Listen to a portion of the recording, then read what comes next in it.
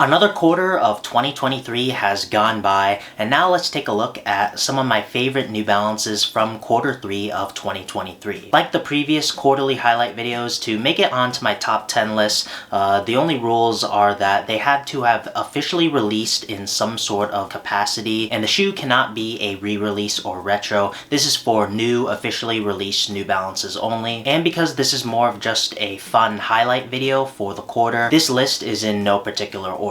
I'll start off the video with the shoes that I actually managed to pick up. First up is the New Balance 990 V6 in the sulfur and green colorway from Teddy Santis Season 3. This was one of the last shoes to drop from Season 3, and it's definitely going to be one of my favorite 990 V6s of the year. At first, I didn't really care too much for this colorway, but seeing that it was a louder V6 colorway, I definitely wanted to check it out for a review, and I'm definitely glad I did because these are so much better in hand. The shade of sulfur yellow is really fire, and the contrast with the green around the shoe and then swapping out the laces for the green laces was also a great move. And overall, it's a rock solid colorful pair of the V6. And next up is the 996 in the pink haze colorway. This was also from Teddy Santis Season 3. I say it all the time, I'm gonna say it again, New Balance always kills it with pink shoes, especially on the retro runners, and this is definitely no exception, especially with that hairy suede. It just takes the shoe to another level,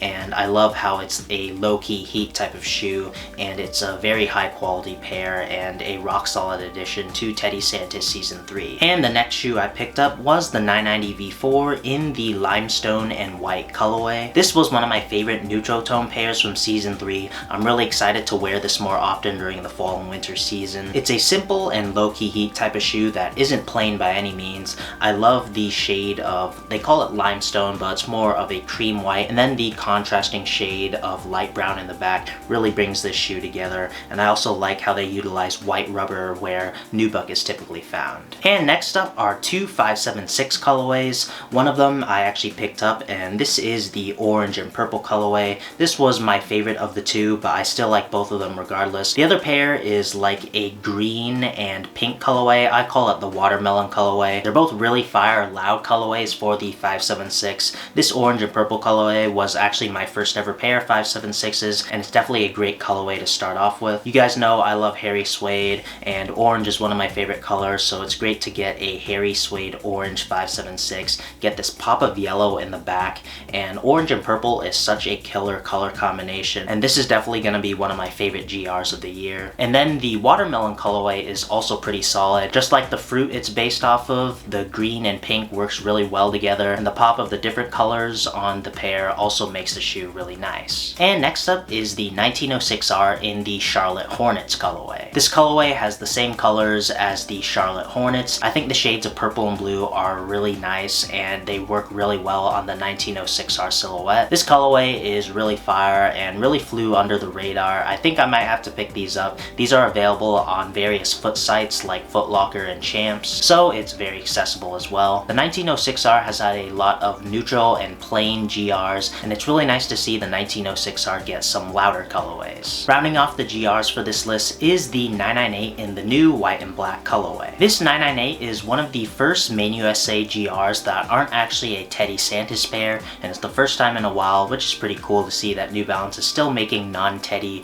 Main USA GRs. This is a pretty solid colorway to have as a readily available GR, especially on the 998. It's a very simple and clean model that's versatile, but what I really like about the model is that it utilizes mostly leather on the upper instead of suede. It's a colorway that's really fitting for a readily available GR, and it utilizes high quality materials. And next up is the Size 990 V3 in the orange cream colorway. This was one of the shoes that I regret not picking up. Hopefully I'll be able to get a pair for not too bad of a price down the line before the year ends, but regardless, this colorway is really fire. This orange cream colorway looks so good on the 990 V3. I think Size killed it with this colorway. It's a pretty simple collab, and really just this color of orange cream just makes the shoe so good, and it has some nice accent tones around the shoe that really brings the shoe together, and I think it's one of the best collaborations of the year so far. And next up is the Johnny 1906R in the all yellow colorway. This colorway is really striking and loud, and I absolutely love it. It's a very simple shoe, but the bright yellow just makes the shoe stand out really well. And I think it works well with the small black accents that kind of highlight the shoe. And I'm always down for a striking collab. And to round off the list is the Kith Toronto 1700 in the Marshmallow colorway. This released alongside another Asian-made 1700 colorway. The other one was an all-red colorway, but I like this colorway a lot better. I feel like it's a low-key heat type of colorway instead of just being